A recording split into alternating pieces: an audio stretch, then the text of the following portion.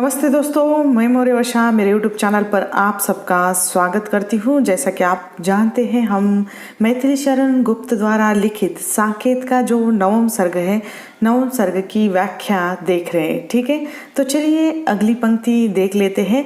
मिथिला मेरा मूल है और अयोध्या फूल, चित्रकूट को क्या कहूँ रह जाती हूँ भूल। सिद्ध शिलाओं के आधार ओ गौरव गिरी उच्च उदार, तुझ पर ऊंचे ऊंचे झाड़ तने पत्र में छत्र पहाड़। क्या अपूर्व है तेरी आड़, करते हैं बहुजीव विहार ओ गौरव गिरी उच्च उदार। अब इसमें जो मूल स्थान है, यानी मूल का अर्थ यह होता है जो मूल स्थान, फूल यानी फूल की भांति विकसित होने वाला स्थान, या जो विकसित होने का जो स्थान है या बगीचा हम उसे कह सकते हैं। रह जाती हूँ यानी रह जाती हूँ भूल, इसका अर्थ होता है अपनी सुधी बुद्धि खो बैठती हूँ। सिद्ध शिलाएं यानी वे शिलाएं जिन पर बैठकर सिद्ध लोग सिद्धि प्राप्त करते हैं, अथवा वे शिलाएं जो सिद्ध है और जिन पर बैठकर सहज रूप से सिद्धि प्राप्त की जा सकती है। गौरवगिरी उच्च उदार का अर्थ होता है कि उच्च गौरव से युक्त, महान, गौरवशाली। उच्च उदार का ये भी अर्थ होता है कि अत्यंत दयालु। पत्रमय यानी पत्रों से भरे हुए, छत्र यानी छाता, आड़ यानी ओट, बहुजीव यानी अनेक प्रकार के प्राणी। इसमें चित्रकूट की महिमा के विषय में सोचती हुई उर्मिला कहती है कि मिथिला मेरा जन्म स्थान है और अयोध्या मेरा फूल की भांति विकसित होने का स्थान है, लेकिन चित्रकूट को क्या कहूँ यह मेरी समझ में नहीं आता। जब मैं चित्रकूट की महिमा के विषय में सोचती हूँ तो इतनी भाव विभोर हो जाती हूँ कि अपनी सुधि विधि ही जो खो बैठती हूँ।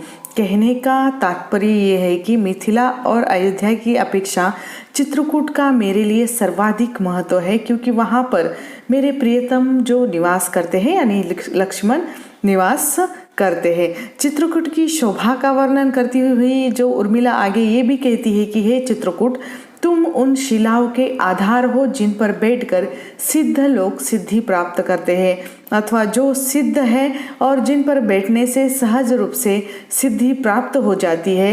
तुम महान, गौरवशाली और अत्यंत दयालु हो। तुझ पर ऊंचे ऊंचे झाड़ जो उगे हुए हैं, हे पर्वत पर पत्तों से युक्त वृक्ष अपने पत्तों को इस प्रकार फैलाए हुए हैं जैसे छाते तने हुए हो। गर्मी, सर्दी आदि के कष्टों से बचाने के लिए या बचने के लिए मेरी ओट विलक्षण है, अर्थात तुम भी सभी की गर्मी, सर्दी आदि में पूर्ण रक्षा करते हो। तुम पर अनेक प्रकार के जीव स्वच्छंद होकर विचरण करते हैं। तुम महान, गौरवशाली और अत्यंत दयालु हो। ये उर्मिला किससे कह रही है? चित्रकूट पर्वत से। इन पंक्तियों में पर्यायोक्ति और मानवीकरण अलंकार है। ठीक है, आगे की जो पंक्तियां हैं वह इस तरह है। घिर कर तेरे चारों ओर करते हैं घन क्या ही घोर, नाच नाच गाते हैं मोर, उठती है गहरी गुंजार ओ गौरव गिरी उच्च उदार, नहलाती है नभ की वृष्टि, अंग पोछती आतप सृष्टि, करता है शशि शीतल दृष्टि, देता है ऋतुपति श्रृंगार ओ गौरव गिरी उच्च उदार। अब इसमें घन यानी बादल, घोर यानी गर्जन, गुंजार यानी गूंज, भोरों की गूंज, वृष्टि यानी वर्षा, आतप यानी आतप सृष्टि का अर्थ होता है या धूप का जो विस्तार, ऋतुपति यानी बसंत। चित्रकूट की शोभा का वर्णन करती हुई उर्मिला आगे ये भी कहती है कि हे चित्रकूट, जब मेरे चारों ओर घिरकर बादल गर्जन करते हैं तो वह गर्जन बहुत ही सुहावना लगता है। उस गर्जन को सुनकर मोर आनंद विभोर होकर नाचने लगते हैं और तुझ पर भोरों की गहरी जो गूंज गूंज उठती है।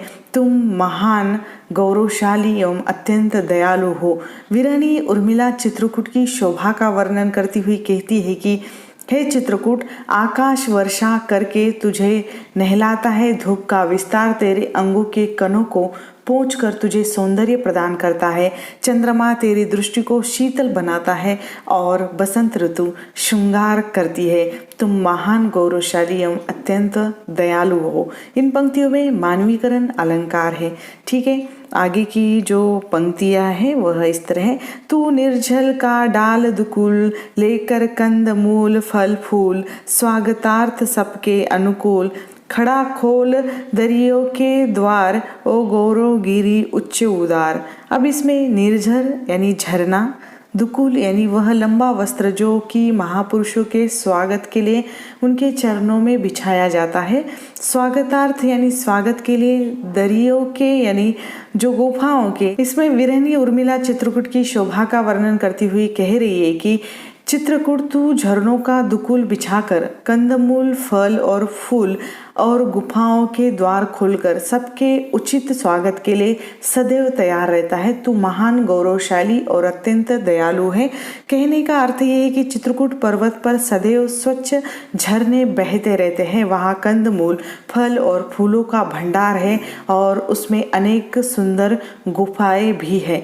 इन पंक्तियों में रूपक और मानवीकरण अलंकार है। ठीक है, आगे की जो पंक्तियां है वह इस तरह है। सुदृढ़ धातुमय उपल शरीर, अंतस्थल में निर्मल नीर, अटल अचल तू धीर गंभीर, समशीतोष्ण शांति सुखसार, ओ गौरव गिरी उच्च उदार, विविध राग रंजित अभिराम, तू विराग साधन वन धाम, कामद होकर आप अकाम, नमस्कार तुझको शतवार, ओ गौरव गिरी उच्च उदार। अब इसमें जो सदृढ़ है यानी सदृढ़ का अर्थ होता है अत्यंत मजबूत, धातुमय यानी विविध धातुओं से युक्त, अंतस्थल का अर्थ होता है हृदय, समतोष्ण यानी सर्दी और गर्मी के जो समान। और इसमें विरहनी कह रही है कि उर्मिला चित्रकूट की शोभा का वर्णन करती हुई कहती है कि हे चित्रकूट, तेरा शरीर अत्यंत मजबूत है, विविध धातुओं से युक्त है और पत्थर का बना हुआ है, फिर भी तेरे हृदय में निर्मल जल की धारा बहती रहती है। तू अटल है, अचल है, धीर और गंभीर है। तू सर्दी और गर्मी को समान भाव से ग्रहण करने वाला सुख शांति का सार है। तू महान, गौरवशाली और अत्यंत दयालु है। विरहनी उर्मिला चित्रकूट पर्वत की शोभा का तथा उसके गुणों का वर्णन करती हुई कहती है कि तू अनेक प्रकार के पक्षियों के मधुर रागों से गूंजता है। तू सुंदर है, वैराग्य का साधन है और वन में आश्रय का स्थान तुम्हारा रहता है। भाव यह है कि वितरागी लोग तुझ पर आकर ही तपस्या करके अपनी सिद्धि प्राप्त करते हैं और वन में रहने वाले पशु पक्षी तुझ पर ही घर बनाकर अपना जीवन यापन करते रहते हैं। तू दूसरों की हर प्रकार की इच्छा को पूर्ण करने वाला है पर स्वयं इच्छा रहित है। मैं तुमको सैकड़ों बार नमस्कार करती हूँ। तू महान, गौरवशाली और अत्यंत दयालु हो, ऐसा वह चित्रकूट पर्वत से उर्मिला कह रही है। और इन पंक्तियों में विरोधाभास अलंकार है। आगे की जो पंक्तियां हैं वह इस तरह है। पोषित पतिकाए हो जितनी भी सकी, उन्हें निमंत्रण दे आ, सम दुखीनी मिले तो दुख बटे जा, प्रणय पुरस्सर ले आ, सुख दे सकते हैं तो दुखी जन ही मुझे उन्हें यदि भेटूं, कोई नहीं यहाँ क्या जिसका कोई अभाव में भी मेटूं। अब इसमें कवि कहना चाहते हैं पोषित पतिकाएं यानी जो विरहनियाँ, सम दुखिनी यानी समान दुख वाली, प्रणय पुरस्सर यानी प्रेम पूर्वक। विरहनी उर्मिला यहाँ भेंटू का अर्थ बताना चाहती है कि भेंट करूँ या मिलूँ।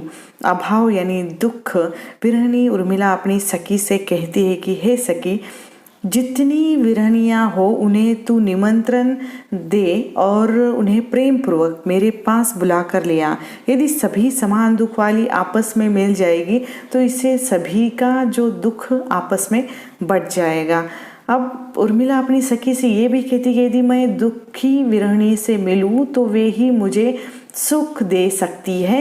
इस नगरी में या इस नगर में क्या ऐसी कोई भी नारी नहीं है जिसके दुख को मिटाकर मैं सुख प्राप्त कर सकूं। भाव यह है कि इस नगर में या इस नगरी में निश्चय ही कोई ऐसा दीनहीन होगा जो अपनी दुख से बिलख रही होगी। यदि तू उसे मुझसे मिला दे तो मैं उसका दुख मिटाकर कुछ न कुछ सुख प्राप्त अवश्य कर लूँगी।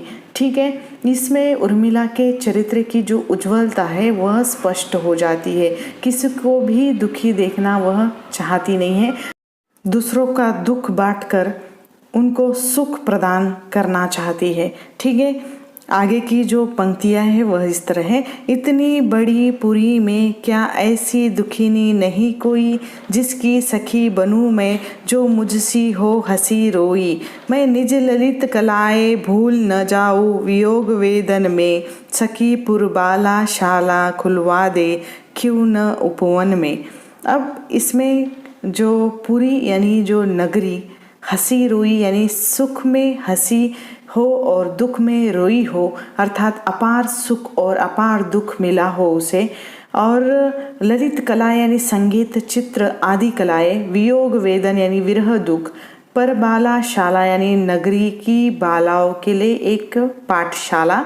ठीक है, अब उर्मिला अपनी सखी से कहती है कि क्या इतनी बड़ी नगरी में ऐसी कोई भी दुखिनी नहीं है जिसने मेरी ही भांति संयोग के अपार सुख और वियोग के अपार दुख जो भोगे हो। ऐसी विरहिणी को मैं अपनी सखी बनाना चाहती हूँ, जिसके साथ रहने से मेरा ही जो दुख है कम हो सकता है और उसका भी दुख कम होगा। अब विरहिणी उर्मिला अपनी सखी से ये भी कहती कि हे सखी, अपने विरह दुख के कारण मैं अपनी संगीत, चित्र आदि ललित कलाओं को न भूल जाऊं, इसलिए इस उपवन में नगर की जो बालाओं के लिए एक पाठशाला खुलवा दो, ताकि मैं उन्हें ललित कला पढ़ाती रहूं। इससे मेरा विरह दुख भी कम होगा और मेरी ललित कलाओं का ज्ञान भी बना रहेगा। ठीक है, अब इसमें मनोवैज्ञानिक जो चित्रण कवि ने किया हुआ है, विरहिणी का ध्यान ललित कलाओं की ओर जाता है। इसमें मनोवैज्ञानिक सत्य का चित्रण कवि ने किया हुआ है। इन पंक्तियों में काको वक्रोक्ति अलंकार और छेका अनुप्रास अलंकार है। ठीक है, आगे की जो पंक्तियां हैं वह इस तरह है। कौन सा दिखाऊं दृश्य वन का बता मैं आज, हो रही है आली मुझे चित्र रचना की चाह। नाला पड़ा पथ में किनारे जेठ जीजी खड़े, अम्बु अवगाह आर्यपुत्र ले रहे हैं थाह। किंवा वे खड़ी हो घूम प्रभु के सहारे आह, तलवे से कंटक निकालते हो ये कराह। अथवा झुकाए खड़े हो ये लता और जीजी, फूल ले रही हो प्रभु दे रहे हो वाह वाह। अब इसमें आली यानी हे सखी, चित्र यानी रचना की, चित्र बनाने की, जेठ यानी जीजी, जेठ जीजी का अर्थ होता है राम और सीता, अम्बु यानी पानी, अवगाह यानी घुसना, आर्यपुत्र यानी लक्ष्मण, किंवा यानी अथवा, कंटक यानी कांटे। विरहिणी उर्मिला अपनी सखी से कह रही है कि हे सखी, मेरे मन में चित्र बनाने की जो इच्छा अब प्रबल हो रही है, अंततः तुम बताओ कि आज मैं तुम्हें बन के कौन से दृश्य का चित्र बनाकर दिखाऊं।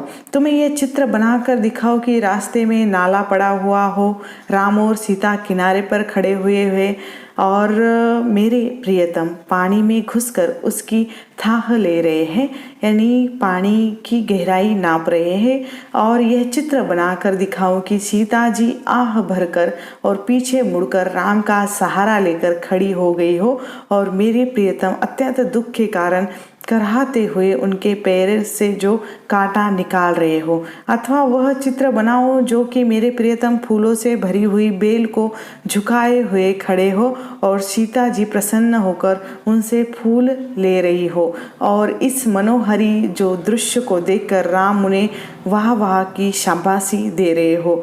ठीक है, अब इसमें जो चित्रात्मक भाषा का प्रयोग कवि ने किया हुआ है।